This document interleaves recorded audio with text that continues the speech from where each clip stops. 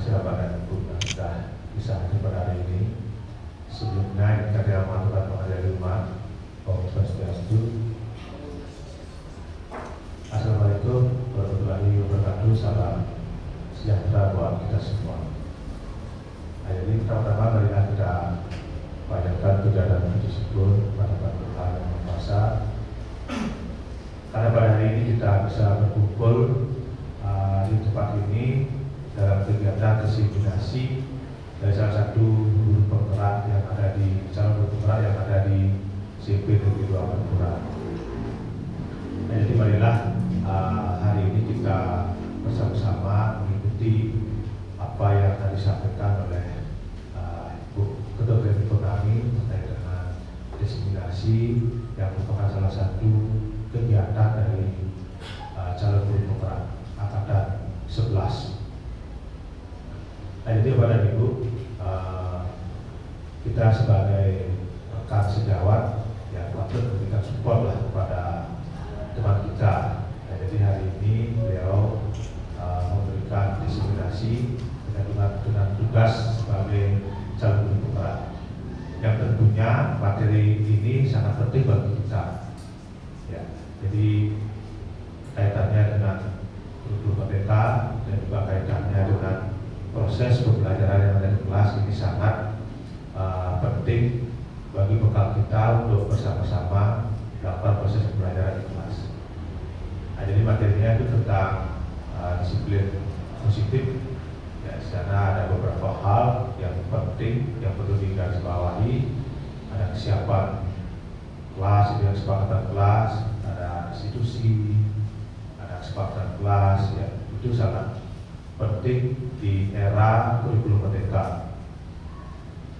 Selanjutnya diharapkan pada Ibu nantinya akan menjadi agen perubahan, ya. Jadi agent of change, perubahan terkait dengan nantinya akan ada yang sudah dilakukan sebenarnya itu adalah transformasi pendidikan.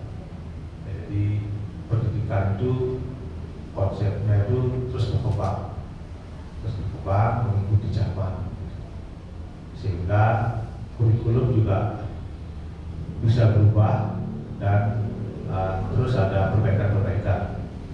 Karena kurikulum itu setiap zaman itu ada bedanya. Nah, di mana kurikulum yang dulu dengan yang sekarang itu ada penyesuaian. Ya, dulu mungkin teknologinya tidak semaju sekarang. Nah, jadi itu perlu adanya perubahan terkait dengan kurikulum itu. Dan nantinya di guru-guru penggerak nanti akan bisa mengimbaskan informasi penting yang terkait dalam pembelajaran di kelas kaitannya dengan guru merdeka. Yaitu kita harapkan bisa memberikan pengibasan kepada teman-teman kita yang belum menjadi guru penggerak. Nah, jadi selanjutnya nanti di kelas mohon juga nanti apa yang disampaikan oleh Bu Reni pada hari ini yang penting dan yang baik untuk menunjang proses pembelajaran yang kita implementasikan bersama-sama. Itu sih tujuannya. Tidak hanya materi ini selesai sampai di sini. Nantinya kita akan implementasikan ini di kelas sesuai dengan mata pelajaran yang Bapak Ibu aku di dalam kelas. Nah, jadi selanjutnya selamat kepada Bu ini nanti silakan memberikan diseminasi kepada teman-temannya. Diharapkan berjalan dengan lancar dan teman-teman yang lain mohon support dan dukungannya supaya diseminasi ini dapat berjalan dengan lancar. Nah, itu saja dapat saya sampaikan. Sekali lagi terima kasih atas kerjasamanya yang tutup dengan organisasi. Bisa kalau butuh waktu yang kembalikan kepada Bu ini sebagai memberikan materi dalam kegiatan diseminasi untuk dipersilakan.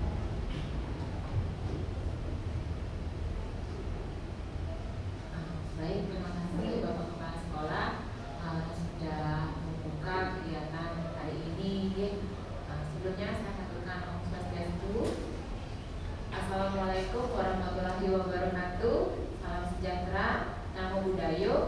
Rahayu Rahayu. Terima kasih saya sampaikan kepada Bapak Ibu guru yang sudah menyempatkan waktunya untuk hadir di sini mengikuti kegiatan diseminasi terkait budaya positif.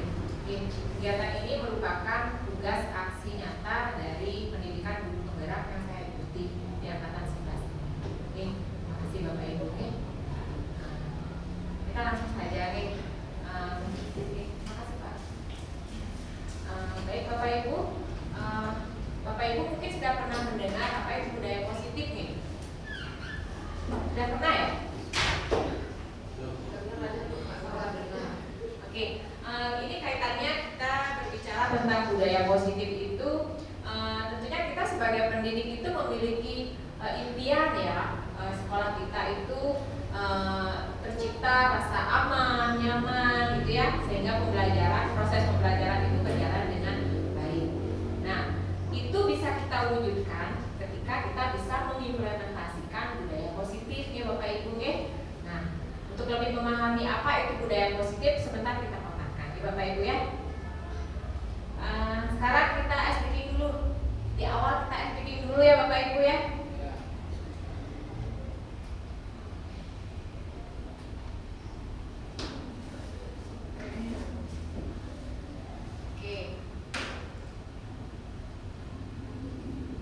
Yuk senyum selama 30 detik. Saya minta Bapak Ibu berdiri, lalu berhadapan dengan teman di sebelahnya ya Bapak Ibu.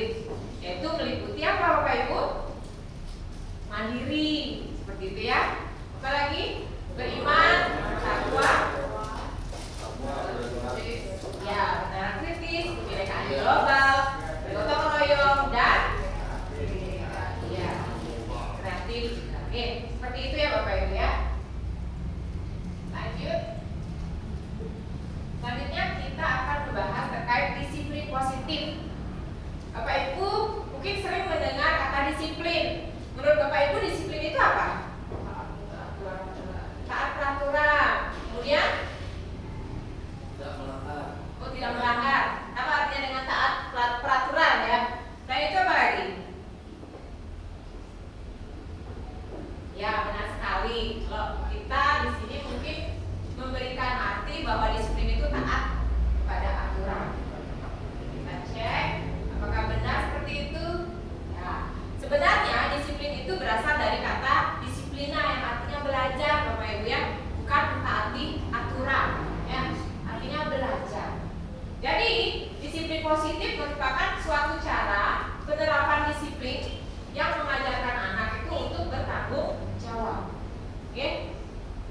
pendidik, tujuan kita adalah menciptakan anak-anak yang memiliki disiplin diri, sehingga mereka bisa berperilaku dengan mengacu pada nilai-nilai kebajikan universal dan memiliki motivasi intrinsik dalam perubahan perilaku ke arah yang lebih baik.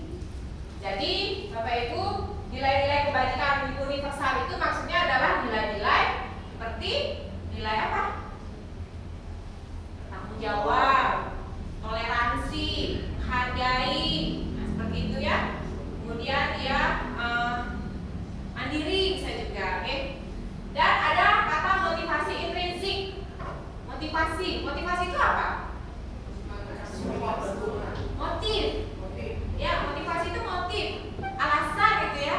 Apa yang mendukung? Maksudnya motivasi intrinsik itu adalah alasan kenapa mereka melakukan sesuatu. Kalau intrinsik itu dari dalam dirinya, ya, bukan dari pengaruh yang lain. Jadi Bapak Ibu disiplin positif, terkait disiplin positif. Nah, ada juga tentang kebutuhan dasar manusia. Kalau kita mendengar kata kebutuhan dasar manusia, berarti, makasih Bu Sanas. Berarti kita akan membahas terkait tentang kebutuhan. Ya, oke. Apa sih itu kebutuhan dasar manusia? Segala sesuatu yang kita lakukan untuk mendapatkan yang kita inginkan, itu yang disebut dengan kebutuhan dasar. Ya. Jadi seluruh tindakan yang kita lakukan itu memiliki tujuan tertentu, dan semua usaha terbaik yang kita lakukan adalah agar kebutuhan dasar kita itu terpenuhi dengan baik. Jadi setiap kita melakukan sesuatu itu pasti ada apanya? Alasannya, ada tujuannya ya. Ketika kita melakukan sesuatu ada tujuannya. Nah, kebutuhan itulah tujuan-tujuan kita ya. Itu ada kebutuhan untuk bertahan hidup, kasih sayang dan diterima, ada kebutuhan kebebasan, kesenangan dan juga penguasaan. Jadi kalau kita melihat ada murid yang melakukan kesalahan atau melanggar aturan, mungkin ada kebutuhan dasar dari murid itu yang belum terpenuhi pada dirinya ya. Misalnya kalau kita melihat di kelas ada siswa yang melempar kertas gitu ya. Mungkin yang melempar kertas itu merasa senang ya. Yang dia melakukan itu karena untuk mendapatkan kesenangan ya. Padahal membuat orang lain tidak baik. Oke, seperti itu ya Bapak Ibu. Jadi setiap tindakan itu ada tujuannya. Lanjut terkait motivasi perilaku. Jadi itu ada kaitannya tadi, kebutuhan dan motivasi itu saling terkait ya Bapak Ibu ya. Setiap tindakan atau perilaku kita pasti ada motivasinya. Motivasi merupakan dorongan yang timbul pada diri seseorang secara sadar atau tidak sadar untuk melakukan suatu tindakan dengan tujuan tertentu. Ya, jadi motivasi itu alasan dia melakukan sesuatu. Nah, motivasi itu ada 3. Kenapa seseorang itu melakukan perilaku tersebut? Yaitu yang pertama, untuk mendapatkan imbalan atau penghargaan dari orang lain. Kemudian ada motivasi untuk menghindari ketidaknyamanan dan hukuman. Dan yang terakhir ada motivasi untuk menjadi orang yang mereka inginkan dan menghargai diri sendiri dengan nilai-nilai yang mereka percayai. Ya, jadi ada 3 motivasi kenapa perilaku tersebut bisa dilakukan ya. Untuk motivasi ekstrinsik, nah itu masuk pada untuk mendapatkan imbalan. Jadi motivasi ekstrinsik itu ada pengaruh dari luar. Misalnya untuk mendapatkan imbalan atau penghargaan. Jadi misalnya murid itu ingin ikut lomba dengan motivasi apa? Ingin mendapatkan penghargaan. Itu misalnya ya Bapak Ibu ya. Itu ada pengaruh kan? Oh, ada penghargaan, jadi dia termotivasi untuk ikut. Bukan atas kesadaran dirinya ya. Kalau motivasi intrinsik atas kesadaran dirinya mungkin dia ikut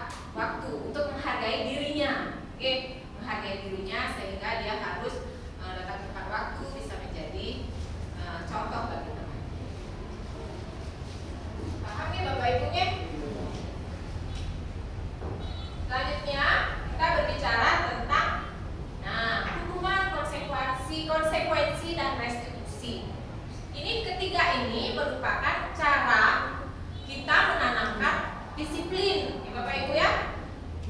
Kalau kita tadi kan kita sudah bahas disiplin. Disiplin itu artinya taat pada aturan katanya ya.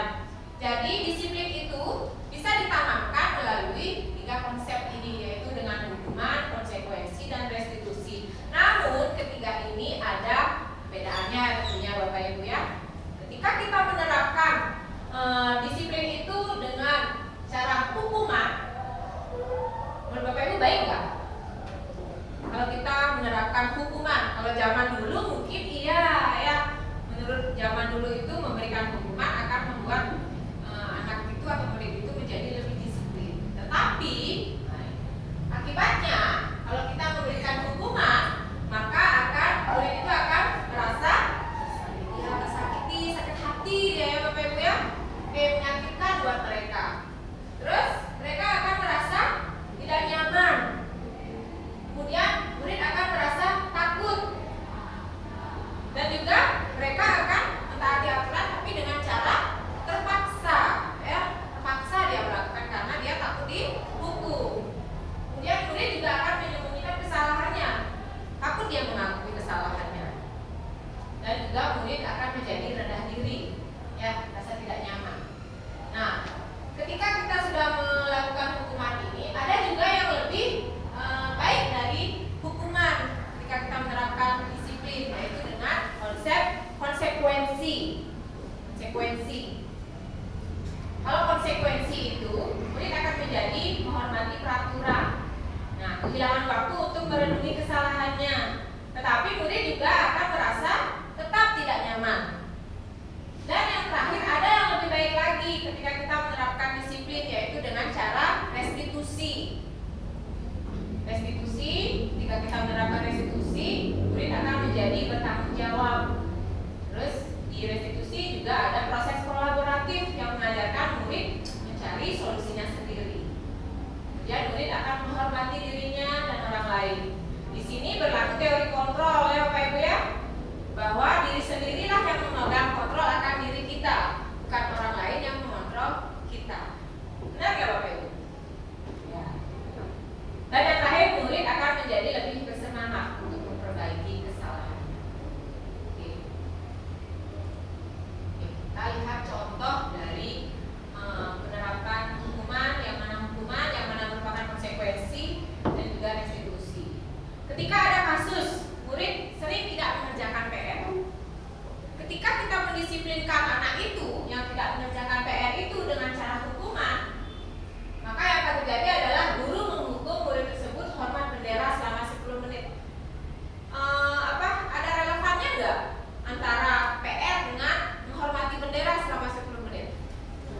Ada. Kalau di hukuman seperti itu ya Bapak Ibu. Terus guru akan bernada keras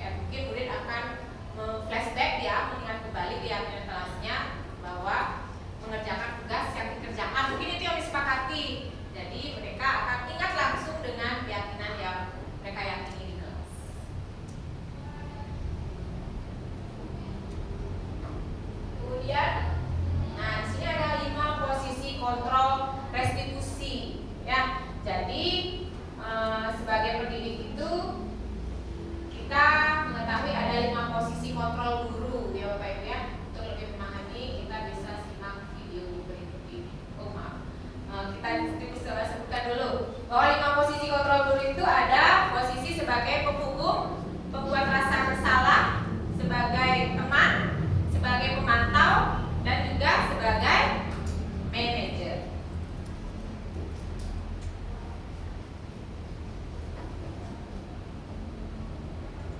Silakan disimak Bapak Ibu video 5 posisi kontrol.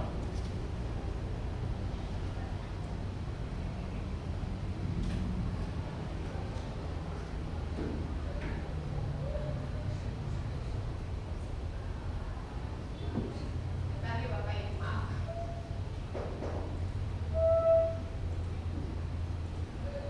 Adalah proses kerja.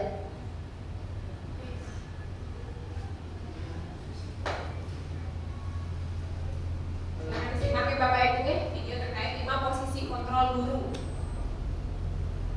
Ya, Ibu dan Bapak guru hebat. Dalam penerapan disiplin positif restitusi, salah satu program yang dikembangkan adalah 5 posisi kontrol. Jelas ya 5 didengar? posisi kontrol dalam restitusi adalah proses perjalanan seorang pendidik agar dapat mengenali dirinya. Pada video kali ini, kita akan membahas tentang 5 posisi kontrol yang dikembangkan oleh Diane Gosling dan contoh penerapannya.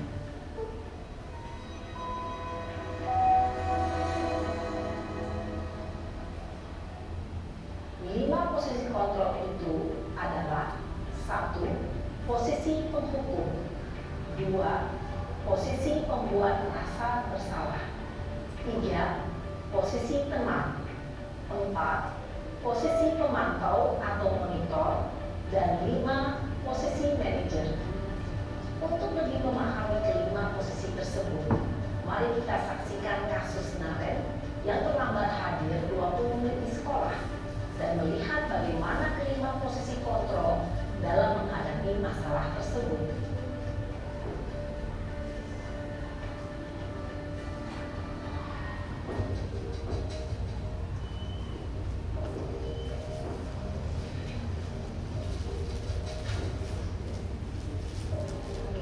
Posisi penghukum ya. Naren! Sini kamu! Selamat pagi, Bu. Selalu terlambat. Kamu deh, pasti terlambat. Maaf, Bu. Saya Apa? Apa coba? Alasan kamu apa lagi? eh, Kapan sih kamu tidak terlambat? Malas sekali ya kamu jadi anak. saya Dasar pemalas. Gak kapok-kapok sih kamu. Sudah berapa kali terlambat? Sana, kamu keliling lapangan basket 2 kali. kenapa saya harus ke lapangan basket, Bu? Kenapa? Kamu melawan ibu? Berani-beraninya jawab. Sudah terlambat, masih berani jawab pula. Sekarang, keliling lapangan basket 5 kali sekalian. Biar kapok. Cepat.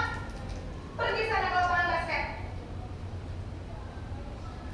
Posisi penghukum biasanya berbicara dengan nada tinggi, menghardik, menunjuk-nunjuk, menyakiti, dan menyindir. Hukuman bisa berupa fisik maupun psikis. Ibu dan Bapak guru hebat, dampak yang terjadi pada murid ketika guru berada pada posisi penghukum adalah murid cenderung akan memberontak, bahkan menyimpan dendam.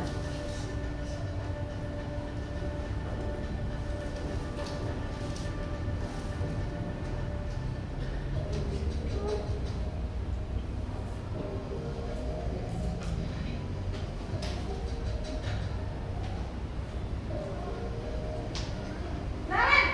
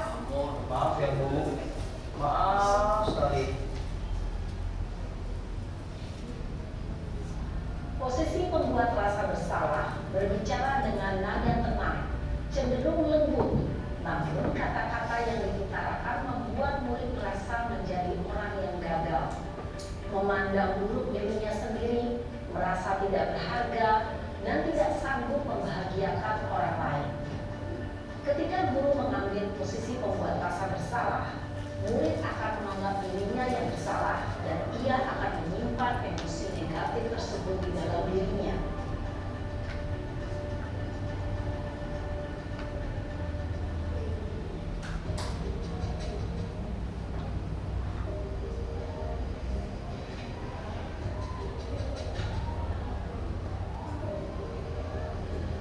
Naren!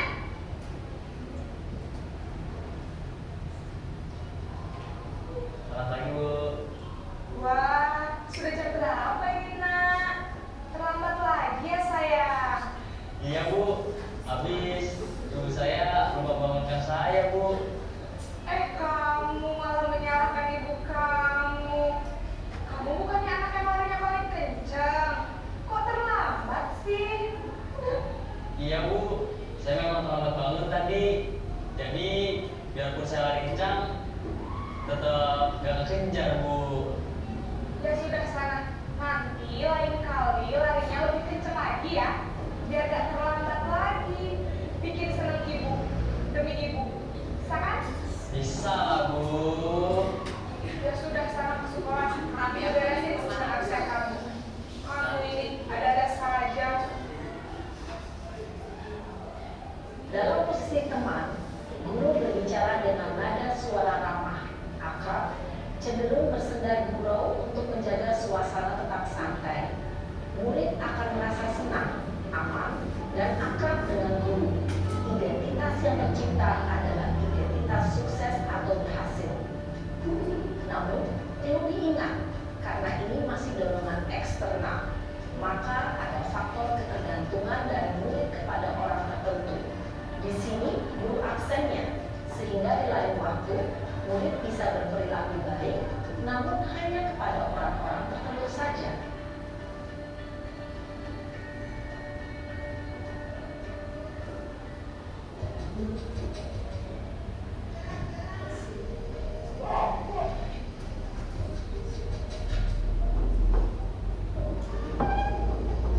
Naren!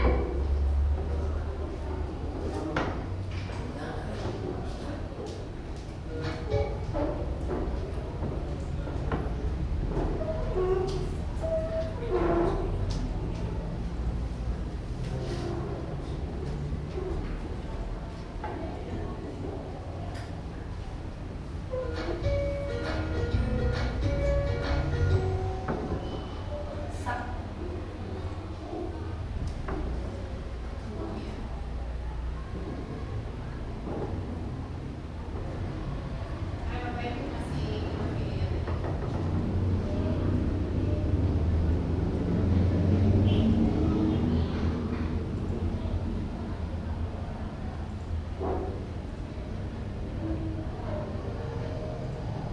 Naren!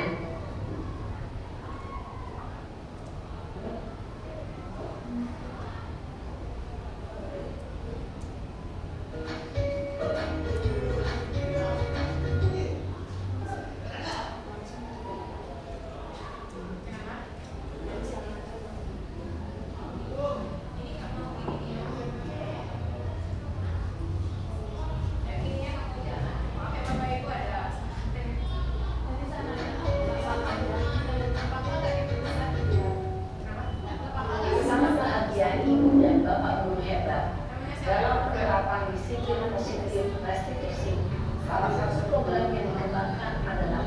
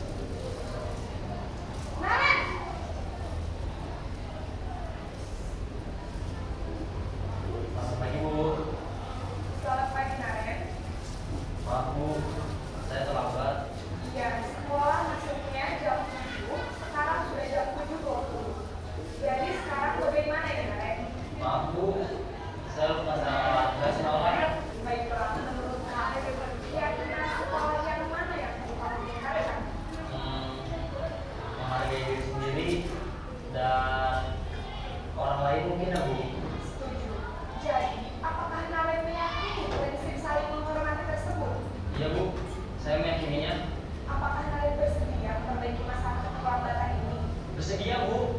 Bagaimana kamu akan perbaiki masalah keterlambatan ini? Saya akan coba untuk tidak lupa menyetel alarm saya Bu. Baik, kalau kalian lupa menyetel alarm di rumah, ada orang yang kira-kira bisa bantu mengingatkan tidak? Ada Bu. Kakak saya, Kak Emma. Ada lagi selain Kak Emma? Selain Kak Emma, ada ibu saya. Baik, jadi yang mengingatkan Aren adalah Kak Emma dan ibu kamu ya? Kira-kira akan mulai start alarm kapan nih Aren? Setelah pulang sekolah, akan segera saya lakukan. Baik, jadi Aren akan setel alarm untuk bangun besok pagi dan akan diingatkan oleh kakak dan ibu dan Aren ya? Ada lagi yang mungkin perlu dilakukan Aren? Agar tidak terlambat bangun lagi. Tidak ada Bu. Baik Aren, terima kasih untuk kerjasama kami. Sekarang kamu mau kembali ke kelas untuk belajar. Baik Bu, terima kasih. Posisi manajer adalah posisi kontrol yang disarankan untuk membimbing murid memiliki sikap disiplin yang positif, yaitu murid yang mandiri, bertanggung jawab, dan dapat memecahkan masalah. Tujuan dari posisi ini adalah agar murid dapat berefleksi atas tindakannya. Guru akan dengan tulus memberikan pertanyaan-pertanyaan bermakna, sehingga membuat murid dapat belajar dari kesalahannya dan mencari sebuah solusi untuk menyelesaikannya. Ibu dan bapak guru hebat, setelah mengamati adegan kelima posisi kontrol tadi, kira-kira posisi mana yang paling ideal? Posisi mana yang dapat menunjang motivasi intrinsik murid? Ya, tentu posisi manajer. Posisi ini memang posisi ideal yang ingin dituju setiap pendidik. Pada posisi inilah, guru dapat menerapkan disiplin positif yang memihak pada murid, yang memerdekakan murid. Perjalanan seorang pendidik tentunya tidak mudah untuk sampai pada posisi seorang manajer. Namun, tujuan kita pasti, yaitu menciptakan murid-murid yang mandiri, merdeka, dan bertanggung jawab. Semoga penggambaran 5 posisi kontrol yang telah diperlihatkan ini dapat menjadi ajang refleksi. Oke, jadi Bapak Ibu sudah menyimak video tadi ya. Ada berapa posisi kontrol guru Bapak Ibu? Ada 5 ya Bapak Ibu ya. Apa saja? Yang pertama, hukum. Kemudian salah, memantau, ya, dan manajer. Dari kelima posisi itu kira-kira Bapak Ibu ingin berada pada posisi yang mana? Manajer tentunya ya. Kalau bisa jangan sampai pada yang level pertama, yaitu sebagai penghukum. Oke. Nah, ini beberapa contoh dari penerapan 5 posisi kontrol. Ketika ada masalah atau kasus siswa tidak memakai atribut lengkap pada saat upacara, kira-kira pada posisi penghukum apa yang dikatakan gurunya? Nadanya bagaimana? Marah keras ya, dan memberikan hukuman yang tidak relevan dengan kesalahannya, seperti hormat pada bendera selama 1 jam, padahal hanya tidak menggunakan atribut.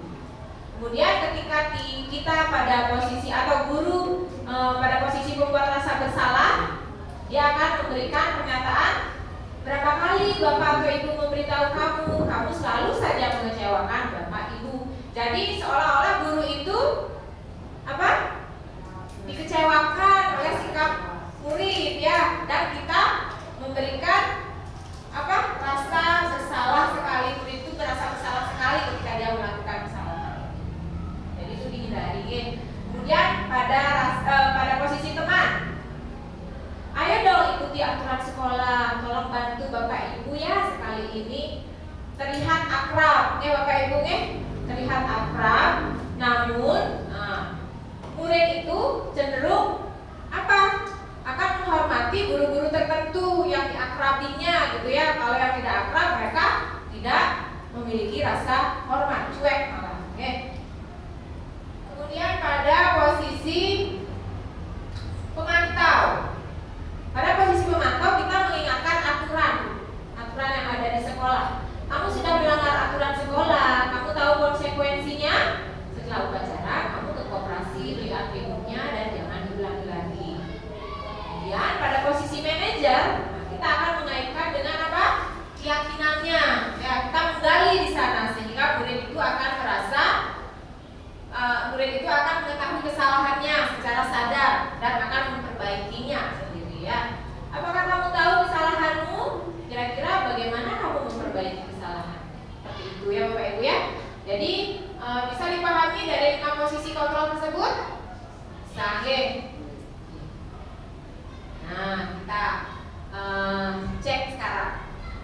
kontrol apakah aku?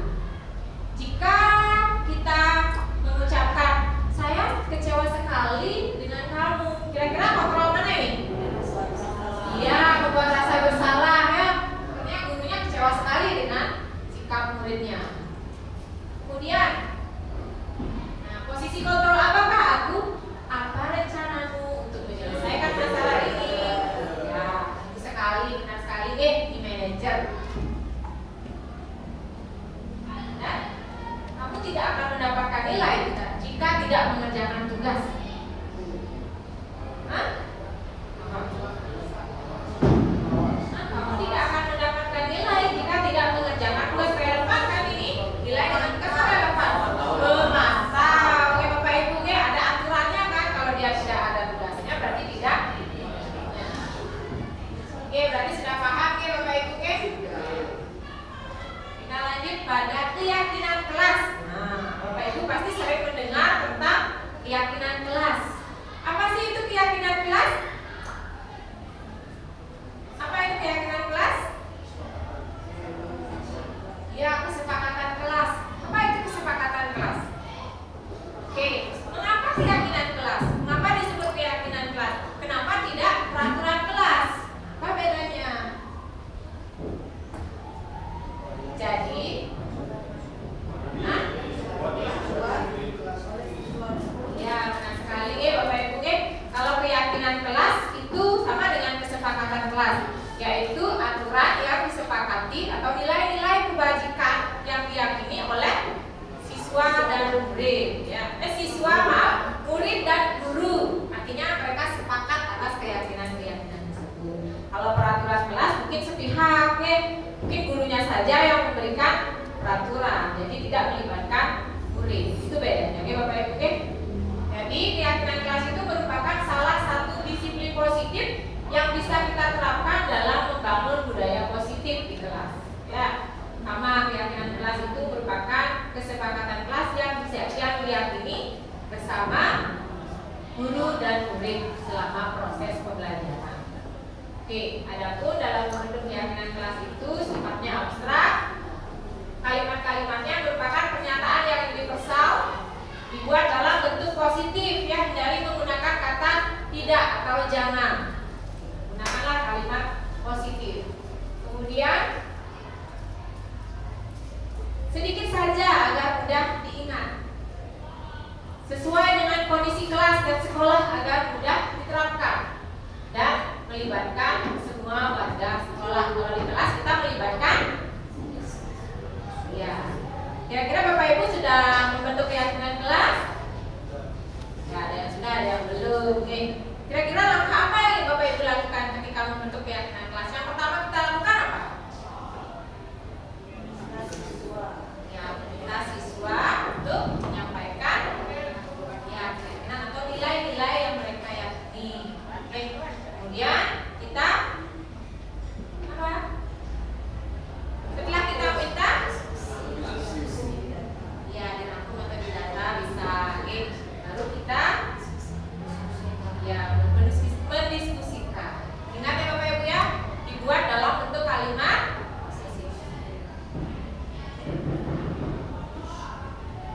Oke, saya sudah melakukan kegiatan pembentukan keyakinan kelas ya di kelas 97. Ini kegiatannya meminta siswa untuk menuliskan atau menempelkan keyakinan atau nilai-nilai yang mereka yakini di papan. Kemudian saya dibantu siswa untuk merangkum atau mendiskusikan dulu kalimat-kalimat tersebut, kemudian merangkum, dan selanjutnya kita menjelaskan kembali keyakinan kelas yang disepakati. Baik, yang terakhir ada segitiga restitusi. Tadi kan saya sudah membahas tentang restitusi. Apa itu restitusi? Salah satu cara penanaman disiplin. Ya, tadi kan ada hubungan, konsekuensi, dan yang terakhir restitusi. Restitusi merupakan langkah yang paling baik. Ya. Oke, terima kasih Pak Supervio sudah hadir. Oke, segitiga segitiga restitusi. Segitiga. Namanya segitiga pasti bentuknya segitiga ya Bapak Ibu. Oke. Ini merupakan suatu proses dialog yang dilakukan oleh guru agar dapat menghasilkan murid yang mandiri dan bertanggung jawab. Ya. Pada dialog-dialog ini kita menggunakan tahapan, yaitu ada 3 tahapan yang memudahkan pada proses ini.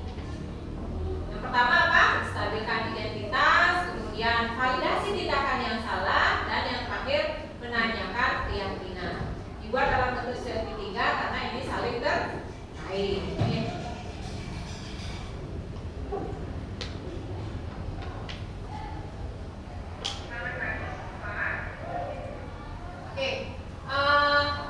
Saya pernah menerapkan segitiga restitusi ini. Coba kita simak ya Bapak Ibu nih. Pada kasus Bu Reni merupakan wali kelas 97 dan menerima laporan dari sekretaris kelasnya bahwa siswa atas nama Syifa sudah terlambat 2 hari berturut-turut.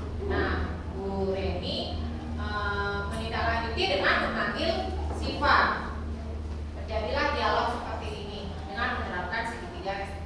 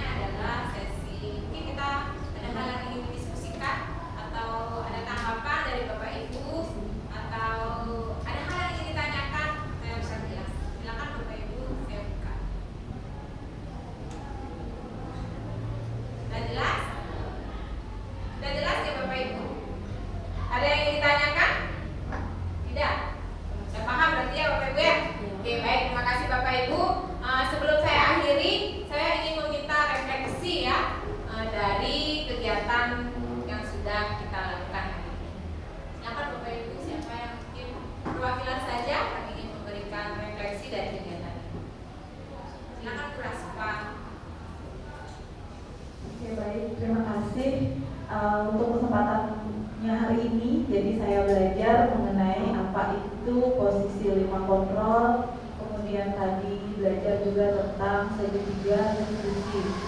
Di sini menurut saya penjelasan dari Bu Reni sangat jelas sekali, disertai dengan contoh dan penjelasan. Jadi saya khususnya di sini paham sekarang bahwa posisi kontrol yang paling bagus itu adalah yang manajer, karena selama ini yang sering saya terapkan itu adalah posisi sebagai pemantau.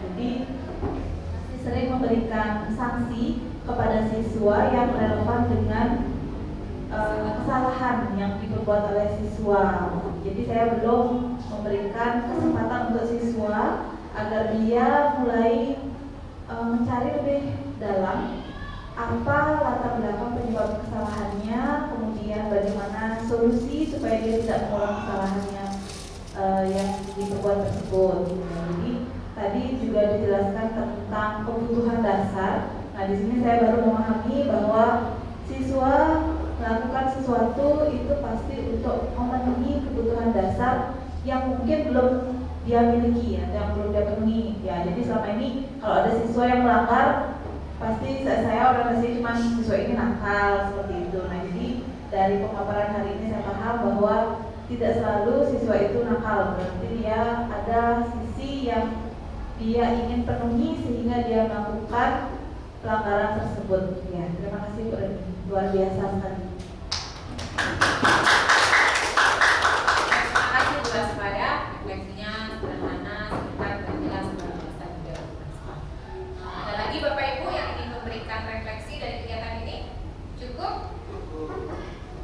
Sebelum kita tinggalkan tempat ini, mungkin kita bisa membaca sedikit ya. Ada kutipan saya bisa ambil dari Standar Nasional Pendidikan yang menyebutkan bahwa dalam penerapan program disiplin positif, hendaknya guru memiliki standar kepribadian, profesional dan sosial yang baik, di mana guru mampu berefleksi pada posisi kontrolnya saat ini. Bagaimana perjalanan dirinya sebagai seorang AMO atau sebagai posisi manajer, yang tujuannya adalah menuntut murid menjadi insan yang mandiri, merdeka dan bertanggung jawab. Oke, jadi ingat kembali lagi bagaimana kompetensi guru yang harus kita miliki itu salah tiganya, artinya ada 4 ya. Ini ada 3, kepribadian, profesional dan sosial. Dan satu lagi apa? Pedagogi. Jadi dalam penerapan positif kita ambil ini saja. Demikian Bapak Ibu, semoga bermanfaat dan kita bisa menerapkan budaya positif di sekolah ini. Saya akhiri dengan para pesantri, Om Santri Santri. Wassalamualaikum warahmatullahi wabarakatuh. Terima kasih Bapak Ibu.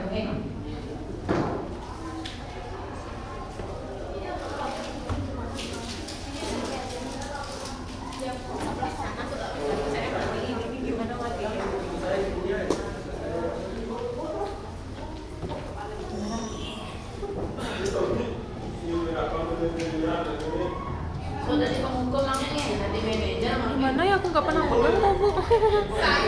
Oh ini.